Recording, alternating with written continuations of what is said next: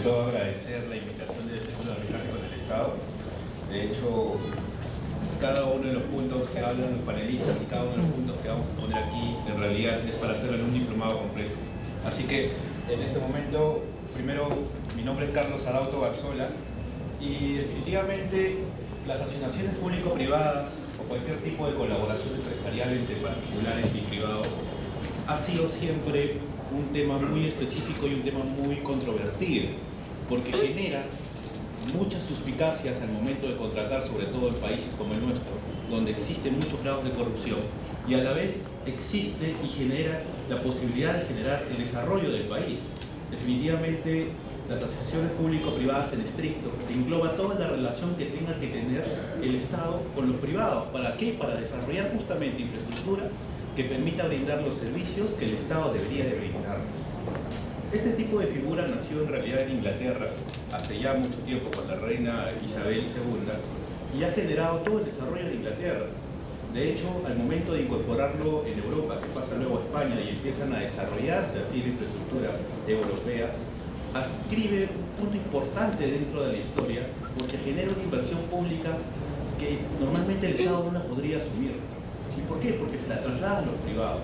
Entonces, la relación y la naturaleza y la finalidad de tener una asociación público-privada es que se puedan satisfacer las necesidades de los ciudadanos como usuarios de los servicios públicos y que la infraestructura necesaria para poder brindar ese servicio público, que en realidad la tendría que hacer el Estado, se la traslada al privado, ¿no? En ese sentido y con esa definición muy amplia, pues entraría absolutamente todo, desde contratación pública, cualquier tipo de contrato que se suscriba, y es justamente esa la naturaleza de una asociación público-privada. La siguiente, por favor. Como podrán apreciar, Public Partnership es la definición con la que se creó, y la finalidad es elevar la cobertura y la calidad de los servicios públicos. Ante una brecha de infraestructura y ante una brecha de propiamente la prestación de los servicios públicos, es que se requiere la participación del privado. ¿Para qué? Para dar el mejor cumplimiento a las funciones y al servicio público. La siguiente, por favor. Entonces, implica diversos tipos de actos de planeamiento, de programación, de definición y de identificación, sobre todo de dos aspectos muy fundamentales en todo tipo de contrato público, incluido una asociación público-privada o contratación pública, que es la asignación de riesgos. Normalmente la asignación de riesgos va de la mano con la asignación económica o la asignación financiera. Mientras una persona asuma mucho mayor riesgo, el aspecto económico será mucho mayor, porque tendría que mitigar esos riesgos económicamente.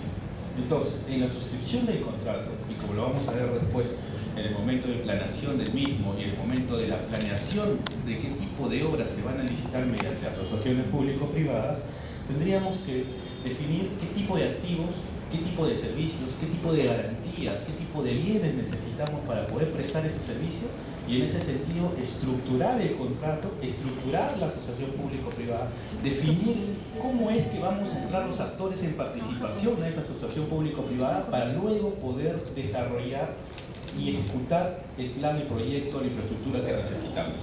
En ese sentido, la asociación público-privada es mucho más amplio, es mucho más general y te permite tener un nivel de modalidad, de que tú puedas modalidad el contrato, puedas hacerlo de acuerdo a la necesidad del mercado, de acuerdo a lo que se necesite, de acuerdo a los bienes que tú quieres trasladar. En ese sentido, la siguiente, por favor. Hay un viejo conocido refrán que dice: nada en la vida es gratis, ¿no? Y en ese sentido, la idea es generar un win-to-win, un win para el Estado, porque le permite brindar eficientemente, sin muchos recursos, los servicios que tiene que brindar. Un win para el privado, porque obviamente sobre la infraestructura y el desarrollo que va a realizar va a tener una retribución, que normalmente se regula con tarifas. Y un win para el usuario, porque va a poder tener recién el acceso al servicio que necesitaba y que el Estado no se lo estaba brindando.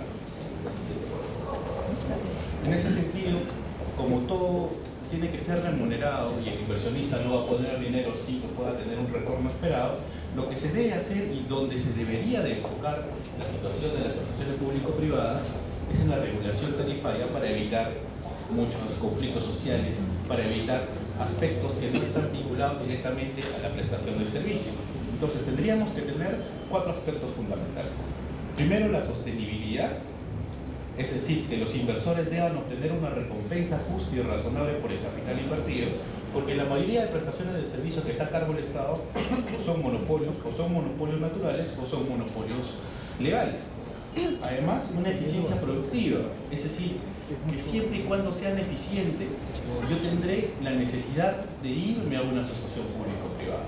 Y esto viene, como después lo vamos a explicar, viene del comparador público-privado. O sea, este proyecto en realidad tiene que realizarse mediante una asociación público-privada o lo tengo que llevar a un contrato público. Si lo tengo que llevar a un contrato público y lo puede hacer el Estado por sí mismo, pues le encargo al privado solamente la construcción. Pero si es que es muy oneroso para el Estado, por ejemplo, administrar un aeropuerto, o porque de repente no puede administrar las carreteras que tiene, entonces lo derivo a un privado para que construya, administre, mantenga el servicio durante 5, 10, 20, 35, 40 años y sobre eso él va a tener una retribución, que naturalmente son las tarifas. Una eficiencia asignativa en ese sentido. O sea, que las tarifas deberían reflejar el costo marginal del servicio al brindar el servicio y naturalmente una tarifa de una retribución que será su utilidad, que está también regulada. Y sobre todo la equidad, que los precios deben contribuir al objeto del servicio universal.